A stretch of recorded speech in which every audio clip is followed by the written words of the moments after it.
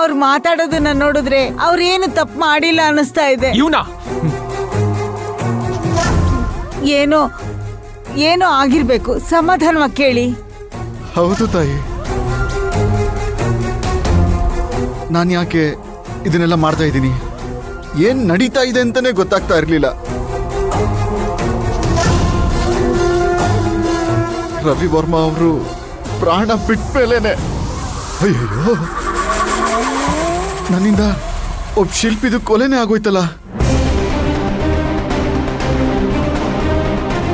ಅಯ್ಯಯ್ಯೋ, ಎಂತ ಕೆಲಸ ಮಾಡ್ಬಿಟ್ಟೆ ಅಂತ ನನಗೆ ಅವಾಗ್ಲೇ ಗೊತ್ತಾಗಿತ್ತು.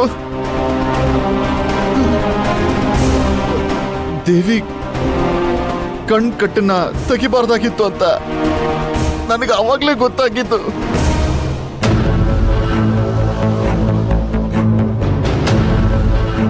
ಆದ್ರೆ ಅದಕ್ಕಿಂತ ಮೊದಲೇ ಇದನ್ನೆಲ್ಲ ನಾನು ಯಾಕೆ ಮಾಡಿದೆ ಅಂತ ನನಗೆ ಗೊತ್ತಿಲ್ಲ ಸರ್.